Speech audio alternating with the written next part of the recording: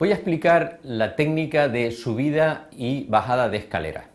Una vez el alumno, el usuario, ya conoce las características del bastón, sus componentes, la manera de sujetarlo y además conoce algunas de las técnicas básicas de desplazamiento con el uso del mismo, bien pudiera ser la técnica diagonal o bien pudiera ser la técnica de contacto constante, tenemos que darle la posibilidad de que pueda unir espacios en altura, quiero decir que pueda ir de una planta a otra en el interior de un edificio o abordar escaleras en el exterior o, por ejemplo, ser capaz de subir o bajar bordillos, porque evidentemente a la hora de cruzar calles o incluso en una misma calle se puede encontrar con cambios de nivel. Bueno, la técnica de subida y bajada de escaleras es básicamente la aplicación de algunas de las anteriores que hemos visto, fundamentalmente la técnica diagonal, a un cambio de nivel. Lo explico brevemente. Lo primero que tiene que hacer la persona cuando detecta o conoce la presencia de una escalera es colocar una técnica de sujeción que bien pudiera ser la técnica diagonal modificada, que es girando la muñeca hacia el exterior, o bien la técnica diagonal común, o bien la técnica de sujeción en pinza. Una vez hemos hecho eso, lo que tiene que hacer la persona es acercar sus pies a la punta del primer escalón y recorrer con el bastón la contrahuella. La contrahuella del escalón es la parte vertical del mismo. Bien, una vez hacemos esto nos permite alinearnos de tal manera que la punta de los pies tienen que estar paralelos y próximos ambos a ese escalón.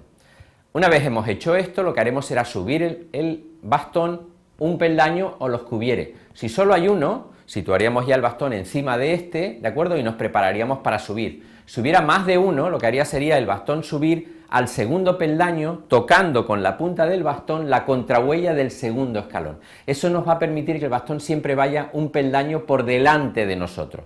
Por lo tanto, cuando lleguemos al rellano, el bastón no tocará nada y sabremos que estamos a punto de desembarcar en el mismo y consiguientemente modificaremos la técnica de sujeción.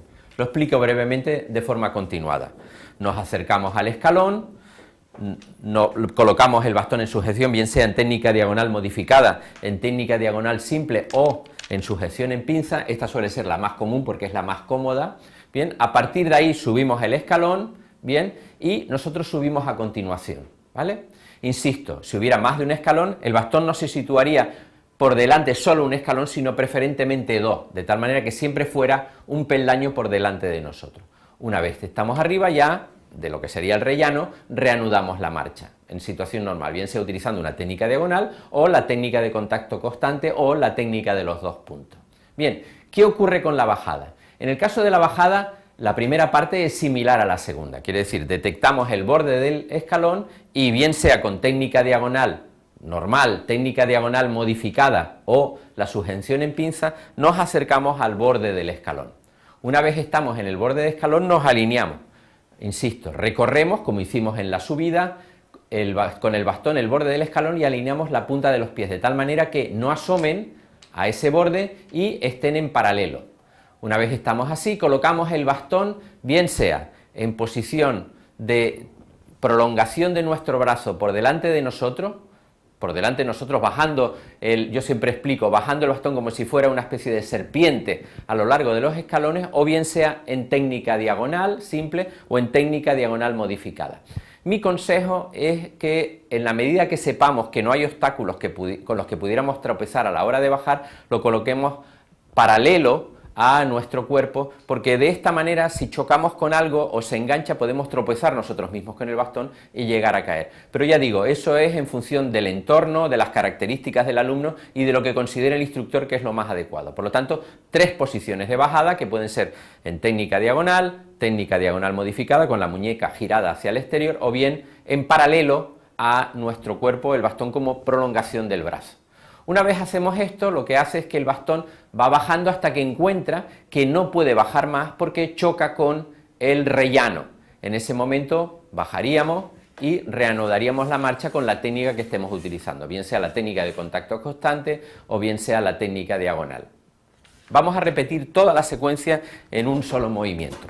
Encontramos el escalón, nos acercamos, nos alineamos, subimos el bastón en cualquiera de las técnicas 1 o 2 peldaños, la posibilidad que tengamos, subimos nosotros, a la hora de bajar detectamos el peldaño, nos alineamos con él, colocamos el bastón en alguna de las 3 técnicas, prolongación del brazo, técnica diagonal o técnica diagonal modificada. Inclusive podemos llevar a cabo el bastón en un movimiento constante a ambos lados, ¿de acuerdo? Como si estuviéramos andando, hasta que detecta el bastón el rellano y en ese momento descendemos y reanudamos la marcha.